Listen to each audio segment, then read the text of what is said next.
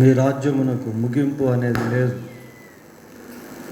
నాయన, మా కొరకు ఏర్పాటు చేసిన ఆ నిత్య రాజ్యాన్ని బట్టి మీకు స్తోత్రాలు చెల్లిస్తూ ఉన్నాం. లోకంలో ఇంకా అనేక మంది మీ రాజ్యమును గూర్చిన గ్రహింపు లేని వారై ఉన్నారు. అటు వారిని కూడా ప్రభువా మీరు దయతో దర్శించి రక్షించండి. మరొక పర్యాయము ఈ బైబిల్ స్టడీలో మీ వాక్యాన్ని ధ్యానం చేసుకుంటుండగా మీరే బోధకుడిగా ఉండి వింటున్న మా అందరితో మాట్లాడమని మా రక్షకుడైన యేసుక్రీస్తు పరిశుద్ధమైన నామములో ప్రార్థన చేస్తున్నాము తండ్రి. ఆమేన్.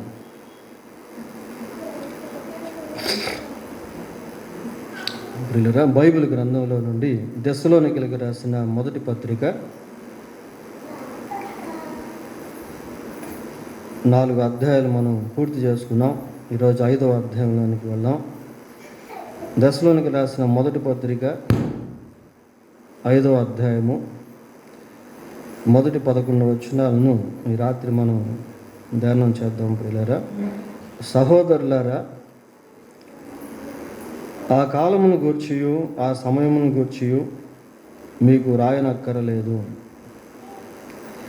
రాత్రి వేళ దొంగ ఎలాగూ వచ్చునో అలాగే ప్రభు దినము వచ్చునని మీకు బాగుగా తెలియను. ఈ దెస్సలోనికీలో ఉన్నటువంటి సంఘముతో పౌలు ప్రభు యొక్క దినమును గురించి మాట్లాడుతూ ఉన్నాడు. ఆ కాలములను గూర్చియు ఆ సమయములను గూర్చియు మీకు రాయనక్కరలేదు అంటున్నాడు. ఇక్కడ కాలములు సమయములు అనేటువంటిది ఇంగ్లీష్ బైబిల్లో ఏమనుందంటే టైమ్స్ అండ్ డేట్స్ అని ఉంది. దేవుడు ప్రతిదానికి ఒక సమయాన్ని నిర్ణయించాడు. అపోస్తుల కార్యములు 1వ అధ్యాయము 7వ వచనం ఒకసారి చదువుదాం. అపోస్తుల కార్యములు 1వ అధ్యాయం 7వ వచనం. కాలములను సమయములను తండ్రి తన స్వాధీనమందు ఉంచుకొని ఉన్నాడు.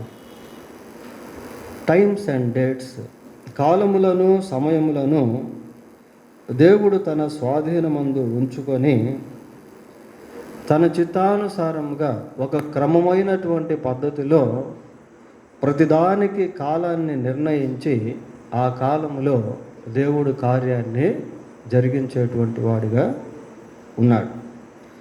దానియేలు గ్రంథం 2వ అధ్యాయము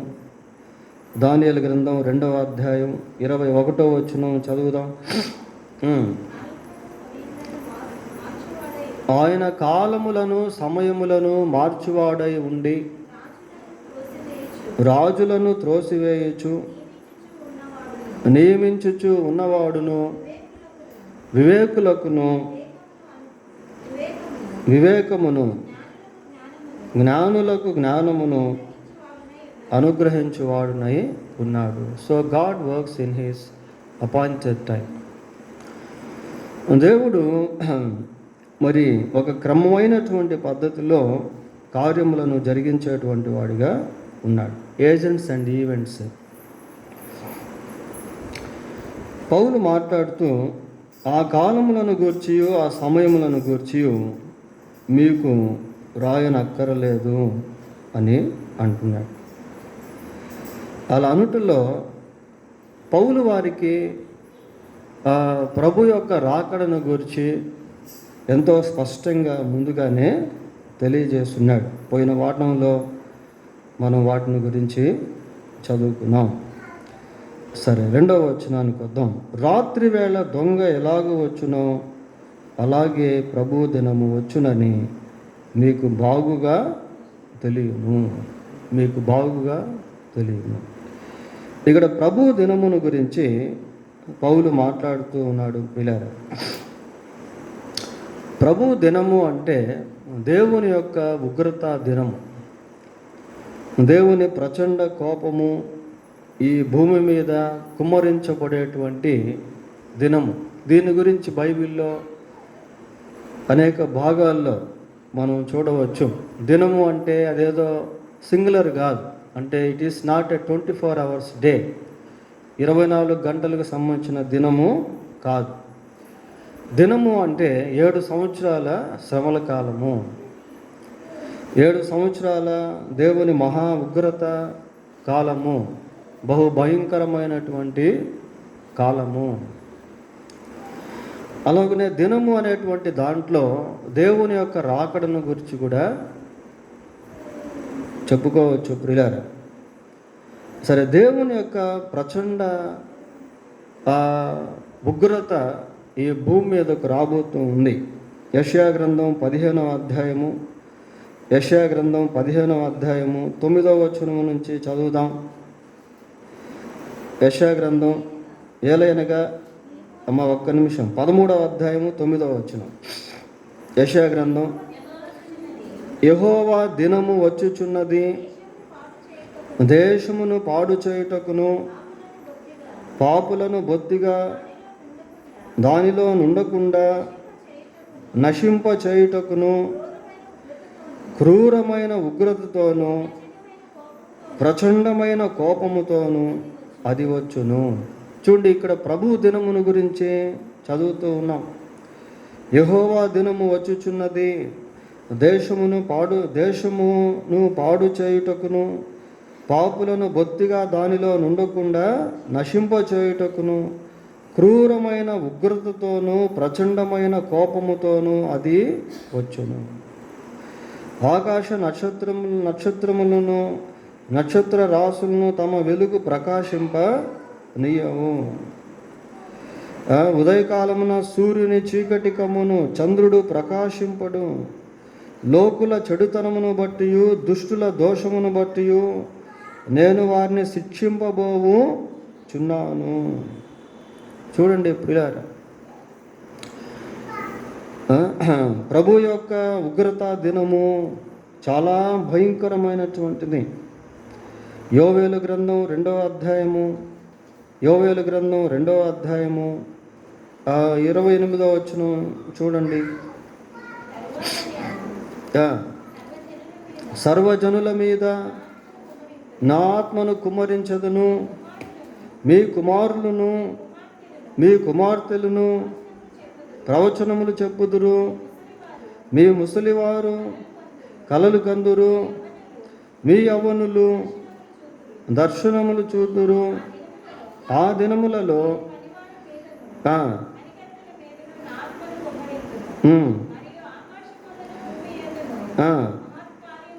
మహత్కార్యములను అనగా రక్తమును, అగ్నిని, ధూమ స్తంభములను కనపరచదును. యెహోవా యొక్క ఏందట భయంకరమైన ఆ మహాదినము రాకముందు సూర్యుడు తేజోహీనుడగును, చంద్రుడు రక్తవర్ణమగును. చూడండి ప్రియులారా, ఎంత భయంకరమైనటువంటి పరిణామాలు ఆ దినాల్లో జరగబోతూ ఉన్నాయి. కనుక దేవుని యొక్క మహా ఉగ్రతా దినము భూమి మీదకు రాబోతూ ఉంది. దినము అనే సింగులర్ ఒక పదముగా వాడబడినప్పటికీ ఆ దినములో 7 సంవత్సరాల దేవుని ఉగ్రత కాలం అనేది నిర్ణయించబడింది ప్రియులారా. ఇది చాలా భయంకరమైనటువంటి దినము. సరే, ఇక్కడ ముఖ్యంగా పాయింట్ ఏంటి అని అంటే చూడండి, మళ్ళీ దశలోకి రాసిన 1వ పత్రిక 5వ అధ్యాయం 2వ వచనానికి వద్దాం. రాత్రి వేళ దొంగ ఎలాగ వచ్చునో అలాగే ప్రభు దినము వచ్చునని మీకు బాగుగా తెలియను. అంటే దొంగ ఏ విధంగా అయితే వస్తాడో, అంటే ఒక రకంగా చెప్పాలంటే అన్ఎక్స్పెక్టెడ్లీ, అకస్మాత్తుగా, ఊహించినటువంటి విధముగా, ఎవరికి తెలియనటువంటి విధముగా దేవుని యొక్క మహా ఉగ్రత దినం అనేది భూమి మీదకు వస్తుంది. సరే, ఇంకా కొంచెం డీటెయిల్గా మనం కింద వచనాల్లో చూద్దాం. 3వ వచనం, లోకులు నెమ్మదిగా ఉన్నది, భయమేమీ లేదని చెప్పుకొనుచుండగా గర్భిణీ స్త్రీకి ప్రసవ వేదన వచ్చినట్లు, ఇక్కడ వాడాడు చూడండి ఆ పదం, అకస్మికముగా నాశనము తటస్థించును గనుక వారెంత మాత్రమును తప్పించుకొనలేరు. ఈ 3వ వచనాన్ని మాత్రం కొంచెం మనం ఆగి ఆలోచన చేద్దాం. ఈ 3వ వచనంలో ఏమని చూస్తున్నామంటే, లోకులు నెమ్మదిగా ఉన్నది భయమేమియూ లేదు.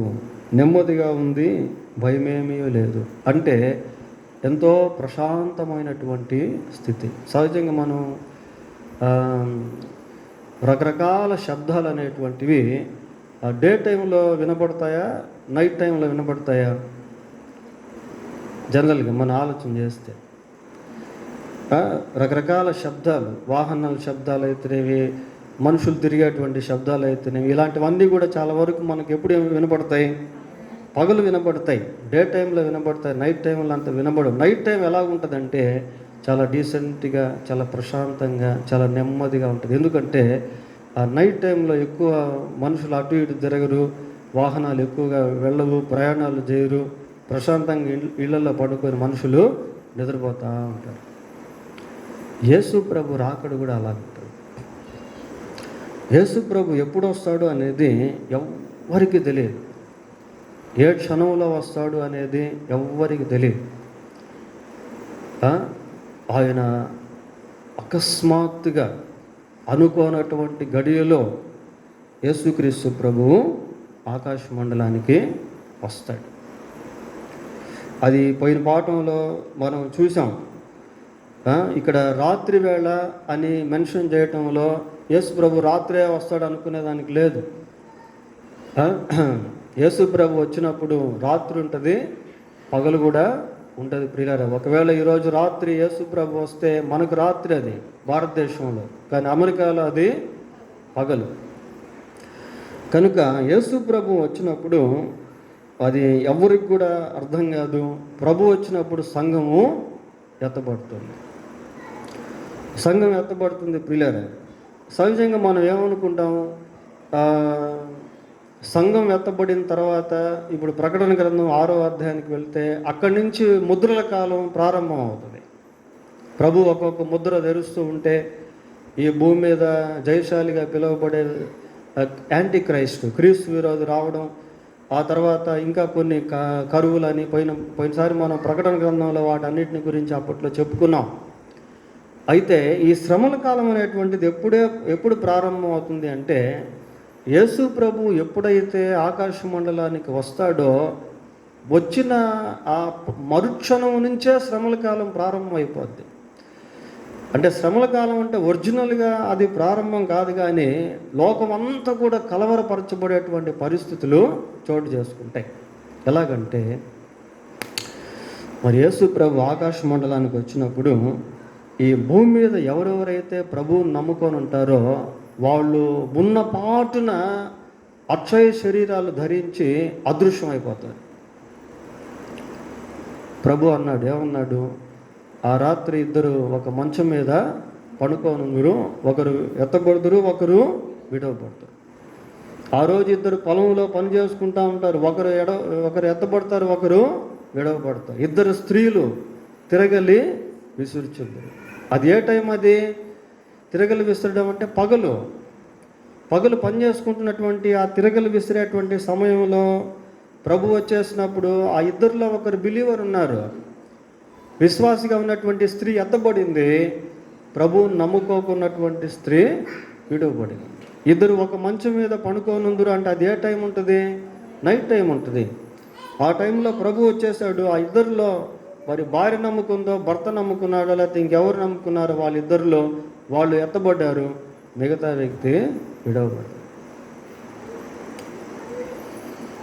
అంతేకాకుండా మరి ప్రపంచవ్యాప్తంగా గొప్ప కలవరం ఎందుకుంటుంది అని అంటే, చిన్న బిడ్డలు ఎత్తబడతారు.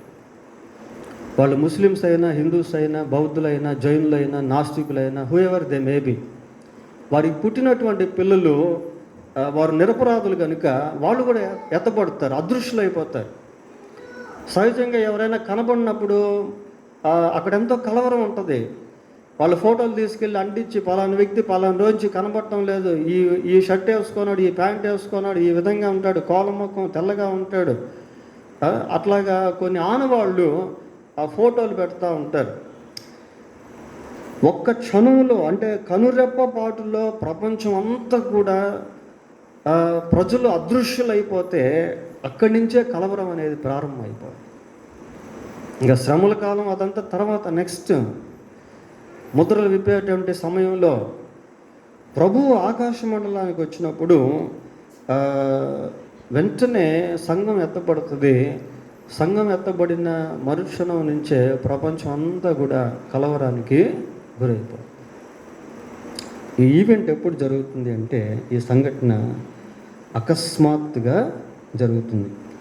ప్రజలు ఎలాగుంటారంట, లోకులు నెమ్మదిగా ఉన్నది, భయమేమియూ లేదు. లోకులు అంటే దేవుని ఎరగనటువంటి వాళ్ళు, దేవుని ఎరగనటువంటి వాళ్ళు ప్రశాంతంగా ఉన్నాము అనుకుంటా ఉంటారు. మత్తయి సువార్త 24వ అధ్యాయము, మత్తయి సువార్త 24వ అధ్యాయం 38, 39 వచనాలు ఒకసారి చూద్దాం. ఏమా, జల ప్రళయమునకు ముందుటి దినములలో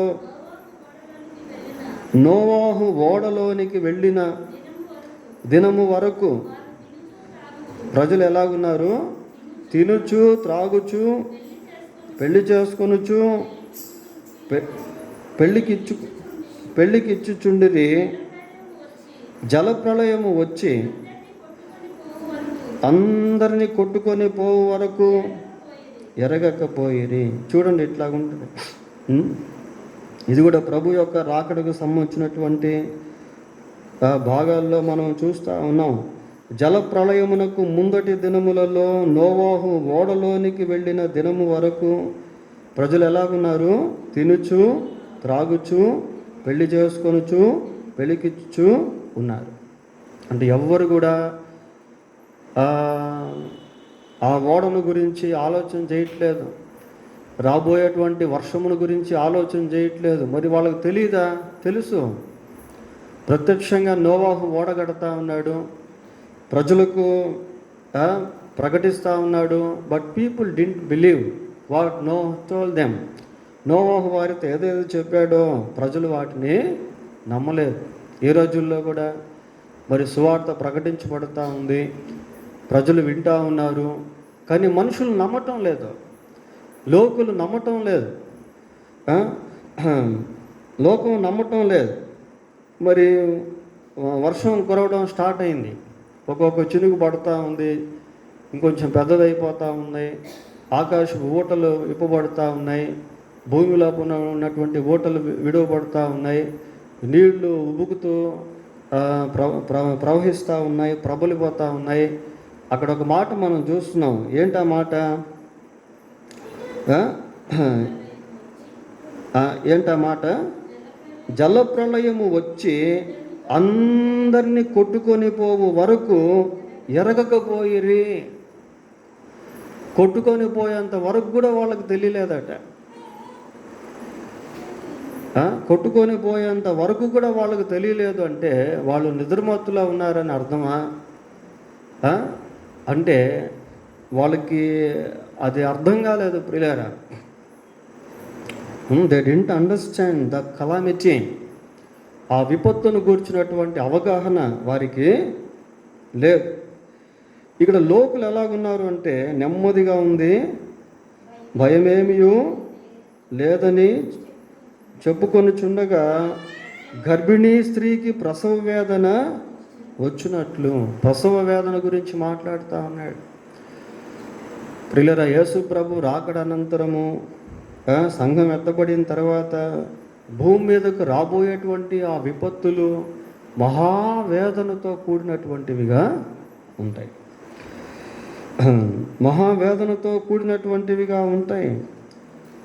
చూడండి ఒకసారి మత్తయి రాసిన సువార్త, మత్తయి సువార్త 24వ అధ్యాయం, మత్తయి సువార్త 24వ అధ్యాయము. ఒక నిమిషం.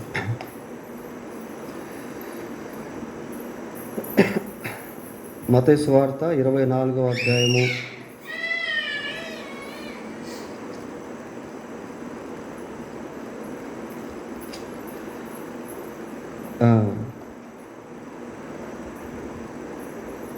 5వ వచనం చదవండి.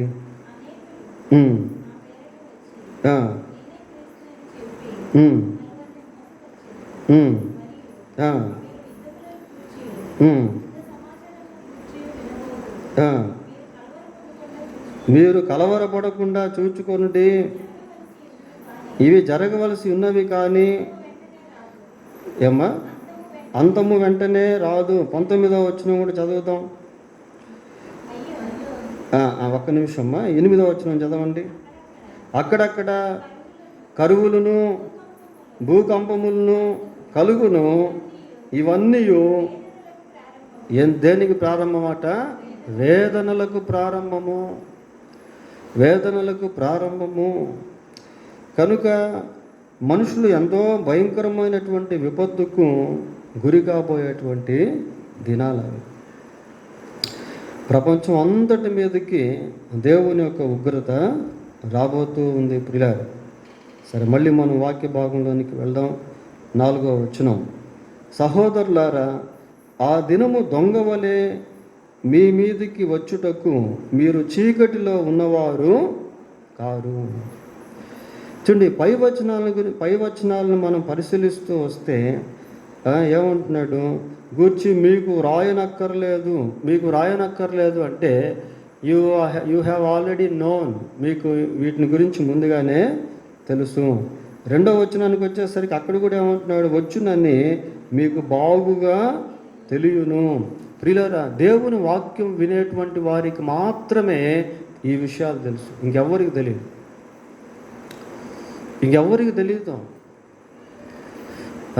ర్యాప్చర్ అసలు ఎవరికి తెలుసు అండి? లోకానికి తెలియదు. యేసు ప్రభు ఆకాశ మండలానికి వస్తాడని, ఆయనందు విశ్వాసం ఉంచినటువంటి వారు ఎత్తబడతారని, చనిపోయినటువంటి వాళ్ళు మళ్ళీ తిరిగి లేస్తారని, ఈ విషయాలు లోకానికి తెలియదు ప్రియులారా. ఇవి లోకానికి అర్థం కానటువంటి విషయాలు. సిలువను గూర్చిన వార్త నశించుచున్న వారికి వెరితనము ప్రియులారా. వాళ్ళకు హాస్యాస్పదంగా ఉంటాయి ఈ విషయాలు.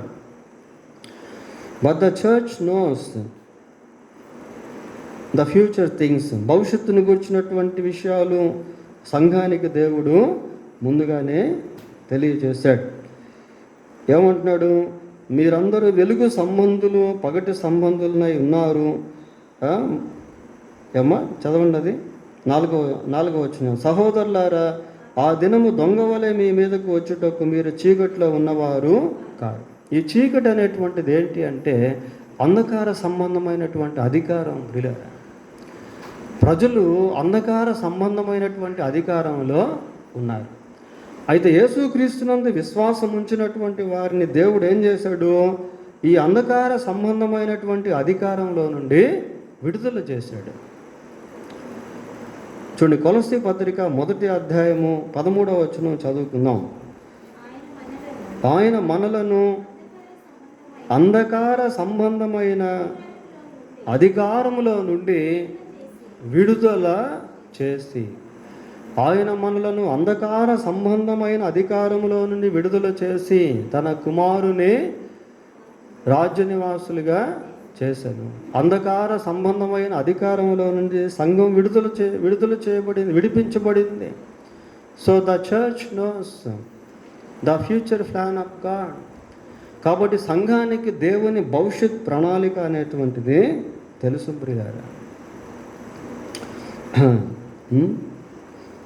మళ్ళీ మాట్లాడుతూ అంటున్నాడు,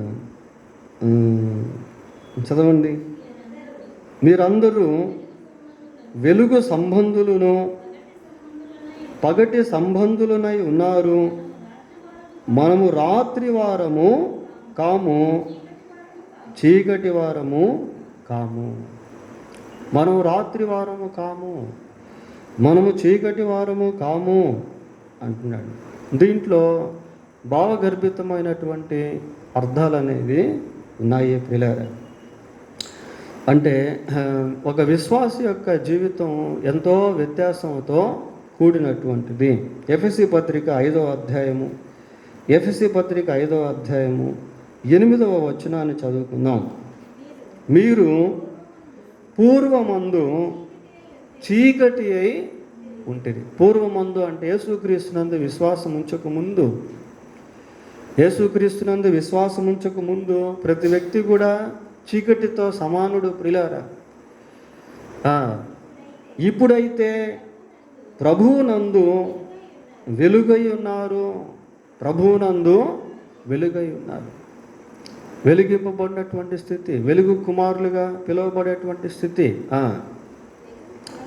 వెలుగు ఫలము సమస్త విధములైన మంచితనము, నీతి, సత్యమను వాటిలో కనబడుచున్నది. చాలా.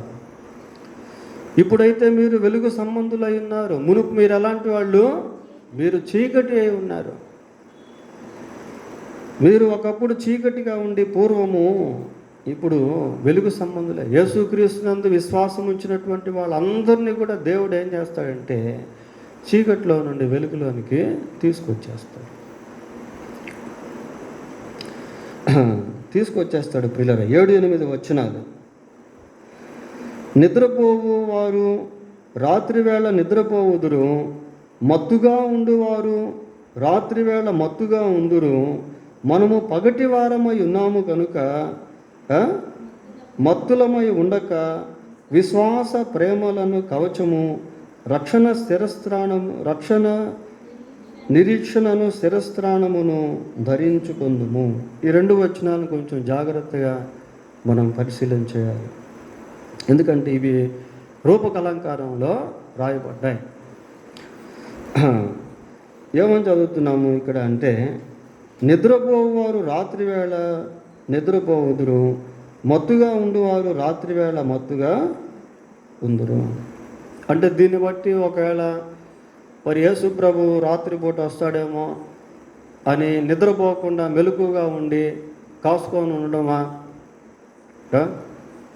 ఆ బుద్ధి లేని కన్యకలను గురించిన ఉపమానం మనం విన్నప్పుడు 10 మంది కూడా కన్యకలు, వాళ్ళ దగ్గర దివిటీలు ఉన్నాయి, నూనె ఉంది, వెలిగించుకున్నారు, పెళ్లి కుమారుడు కోసం ఎదురు చూస్తూ ఉన్నారు.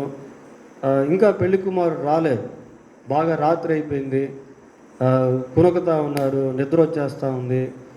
అందులో పెళ్లి కుమారుడు వస్తున్నాడు అనే శబ్దము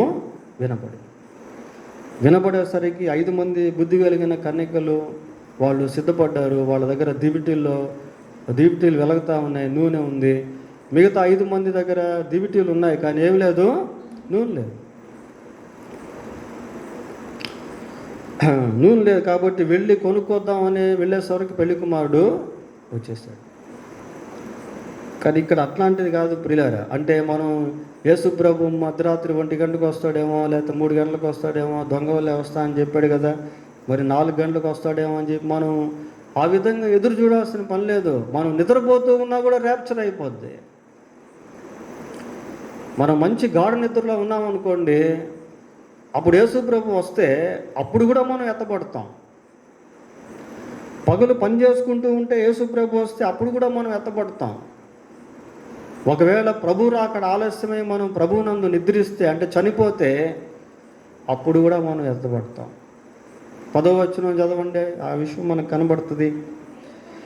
మనము మేలుకొని ఉన్నను నిద్రపోవచ్చున్నను తనతో కూడా జీవించు నిమిత్తము ఆయన మన కొరకు మృతిపోయి. ఇక్కడ సిలువను గురించిన వార్త మనం చూస్తాం. సరే, దాని గురించి అయితే ఇప్పుడు మనం చెప్పుకోవట్లేదు. కానీ ఇక్కడ పాయింట్ ఏంటంటే, మనం మేలుకొని ఉన్నను నిద్రపోవచ్చున్నను తనతో కూడా జీవించు నిమిత్తము. విశ్వాసం నిద్రపోతూ ఉన్నా, మేలుకొని ఉన్నా, చనిపోయి ఉన్నా దేవునితోనే ఉంటాడు పిల్లరా. విశ్వాసం యొక్క ఆలోచనలు, తలంపులు, ఉద్దేశాలు, ఆశలు, కోరికలు అన్నీ కూడా దేవుని పైన ఆనుకొని ఉంటాయి.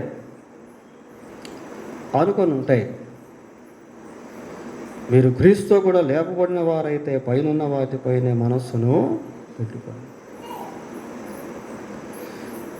సరే, అసలు ఇక్కడ మీనింగ్ ఏంటి అని అంటే, చూడండి, ఆ 7-8 వచనాలు మనకు అర్థం కావాలి అంటే ఆ కింద లాస్ట్ వచనం ఉంది చూసారా, అది మనం అర్థం చేసుకోవాలి. ఏంటది? విశ్వాస ప్రేమలను కవచము, రక్షణ నిరీక్షణ అను శిరస్త్రాణమును ధరించు పొందుము. మత్తులమై ఉండక అంటే దీని అర్థం ఏంటి అంటే, యేసు ప్రభు వచ్చేంత వరకు మనం దైవిక సంబంధమైనటువంటి జీవితాన్ని జీవిస్తూ ఉండాలి. ఆయన ఎప్పుడో వస్తాడులేని విచ్చలవిడిగా జీవించడం కాదు, ఎట్టబడితే అట్ట జీవించడం కాదు ప్రియులారా.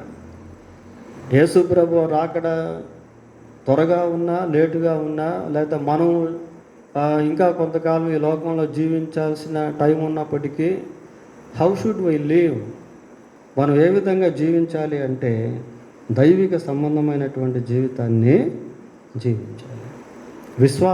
విశ్వాసిగానే జీవించాలి ప్రియులారా. కొరింథీయులకు రాసిన మొదటి పత్రిక మొదటి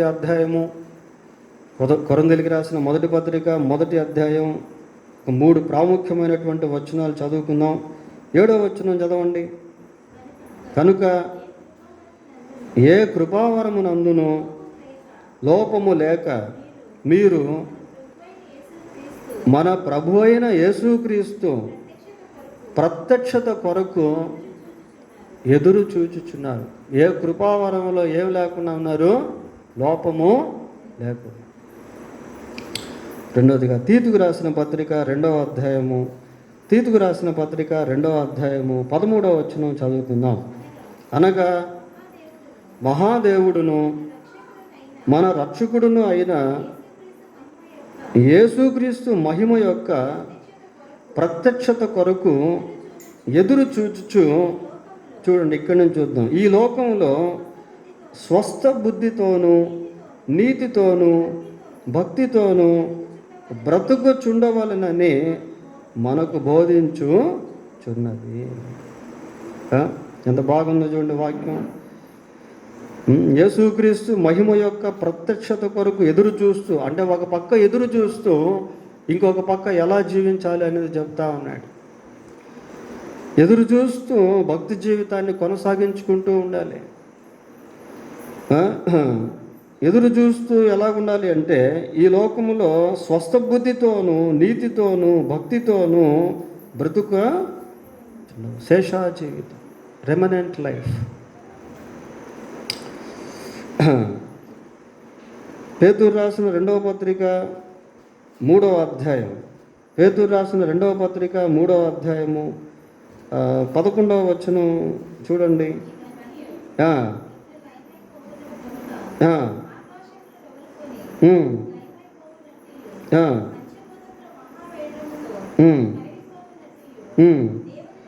దేవుని దినపు రాకడ కొరకు కనిపెట్టుచు, దాన్ని ఆశతో అపేక్షించుచు, మీరు పరిశుద్ధమైన ప్రవర్తనతోనూ భక్తితోనూ ఎంతో జాగ్రత్త గలవారై ఉండవాలి. ఒక పక్క కనిపెడతా ఉండండి, ఇవన్నీ మనం వింటున్నాం, కనిపెడతా ఉండండి. దేవుని యొక్క రాకడ కొరకు కనిపెట్టుకొని, ఇంకా ఈ భూమి మీద మనం సజీవంగా ఉన్నాము కనుక ఎలా జీవించాలంటున్నాడు? మీరు పరిశుద్ధమైన ప్రవర్తనతోనూ భక్తితోనూ ఎంతో జాగ్రత్త గలవారై ఉండవలెను.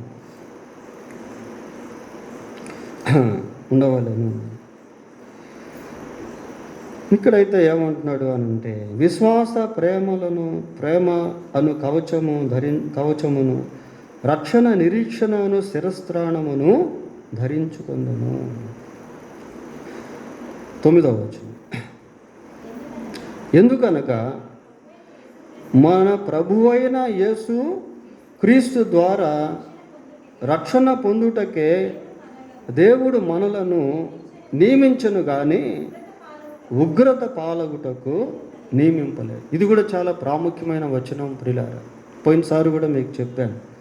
ఏంటి అంటే, మరి కొన్ని రాంగ్ టీచింగ్స్, అబద్ధ బోధల్లో ఒకటి ఏంటి అంటే, సంఘం భూమి మీద శ్రమల కాలంలో ఉంటుంది, సంఘం శ్రమల కాలంలో భూమి మీద ఉంటుంది అని చాలామంది నమ్మేవాళ్ళు ఉన్నారు ప్రియులారా. కానీ బైబిల్ని మనం పరిశీలన చేసినప్పుడు శ్రమల కాలంలో సంఘం భూమి మీద ఉండదు అనేదానికి ఎక్కువ ఆధారాలు ఉన్నాయి. వాటిలో ఇదొకటి. ఉగ్రత కాలంలో సంఘం భూమి మీద ఉండేదానికి అవకాశము లేదు. సంఘం ఎత్తబడిన తర్వాత నుంచే దేవుని యొక్క ఉగ్రత భూమి మీద ప్రారంభమవుతుంది. ఇక్కడ చెప్పబడినటువంటి మాట ఎలాంటిది అని అంటే, ఇది యూనివర్సల్ అన్నమాట. ఎందుకనగా మన ప్రభు అయిన యేసుక్రీస్తు ద్వారా రక్షణ పొందుటకే దేవుడు మనల్ని నియమించును కానీ ఉగ్రత పాలగుటకు. ఈ ఉగ్రత ప్రపంచం అంతా కూడా ఉంటుంది. చూడండి ఒకసారి ప్రకటన గ్రంథం 6వ అధ్యాయం 17వ వచనం చదువుతాం. 6:17. వరల్డ్ వైడ్ భూరాజులను, ఘనులను, సహస్రాధిపతులను, ధనికులను, బలిష్ఠులను, ప్రతి దాసుడును, ప్రతి స్వతంత్రుడును, కొండ గుహల్లోనూ బండల సందుల్లోనూ దాక్కుని సింహాసనాసీనుడై ఉన్న వాని యొక్కయు గొర్రెపిల్ల యొక్కయు ఉగ్రత మహాదినము వచ్చెను, దానికి తాళజాలిన వాడు ఎవడు? ప్రపంచం అంతా కూడా ప్రియారు. అయితే ప్రపంచం అంతా రాబోయేటువంటి ఆ ఉగ్రత కాలంలో ప్రపంచవ్యాప్తంగా సార్వత్రిక సంఘాన్ని దేవుడు తీసుకుని వెళ్ళిపోతాడు. ప్రకటన గ్రంథం 3వ అధ్యాయం 10వ వచనం చదువుతాం. 3:10.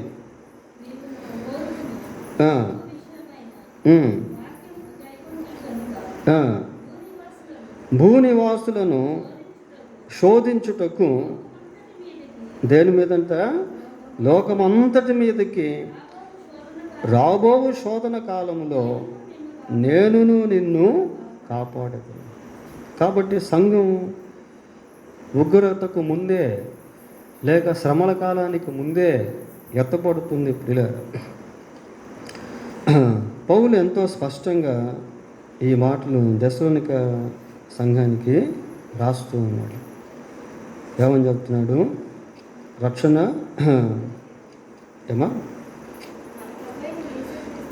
మన ప్రభు అయిన యేసుక్రీస్తు ద్వారా రక్షణ పొందుటకే దేవుడు మనల్ని నియమించును కానీ ఉగ్రత పాలగుటకు నియమింపలేదు.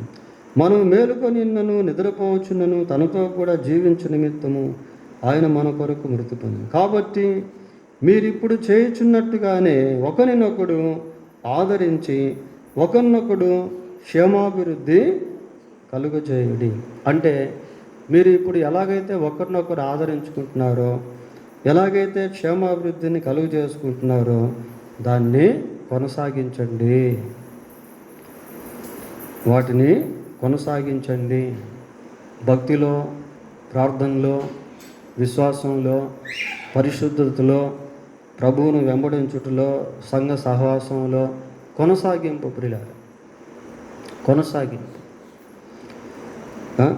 కొనసాగింపు. కాబట్టి మీరు ఇప్పుడు చేయుచున్నట్టుగానే ఒకరినొకడు ఆదరించి ఒకరినొకడు క్షేమాభివృద్ధి కలుగు. ఇప్పుడు చేస్తున్నట్టుగానే ఇంకా దీన్ని చేస్తూ ఉండండి, ఇంకా దీన్ని కొనసాగించండి అని పౌలు ఈ సంఘానికి విషయాలు తెలియజేశాడు. దేవుడు తన వాక్యం దీవించును గాక.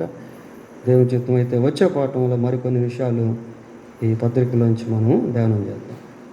ప్రార్థన.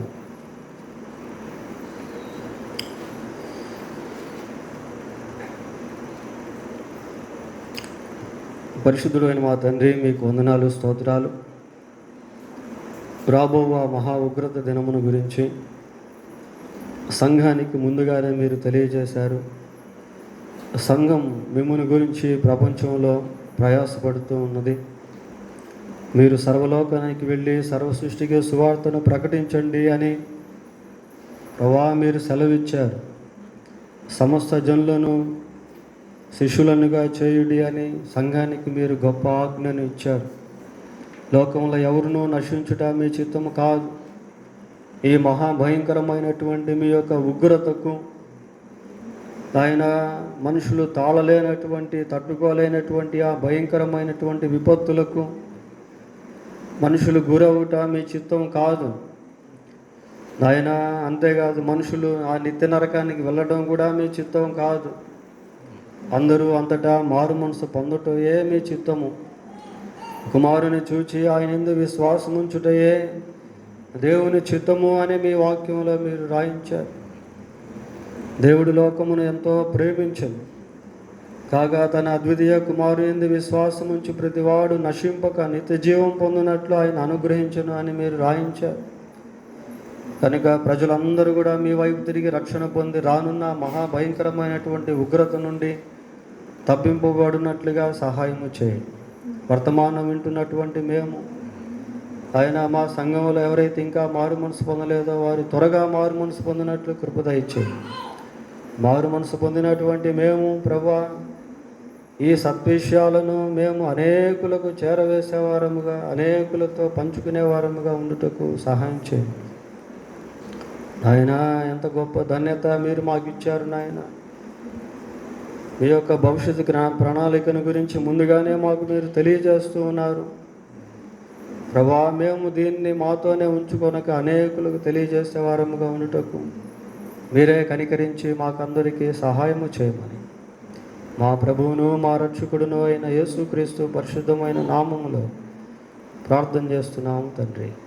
ఆమేన్. మన తండ్రి అయిన దేవుని ప్రేమ, మన ప్రభు అయిన యేసుక్రీస్తు యొక్క కృప, పరిశుద్ధాత్మ దేవుని యొక్క సన్నిధి సహవాసము మనకును కుటుంబాలకును సంఘంలోను ప్రతి కుటుంబానికి తోడయుండి ప్రభు కొరకు ఆయన రాకడ ఎదురు చూస్తూ ఆయన కొరకు జీవించుటకు సహాయము చేయునుగాక.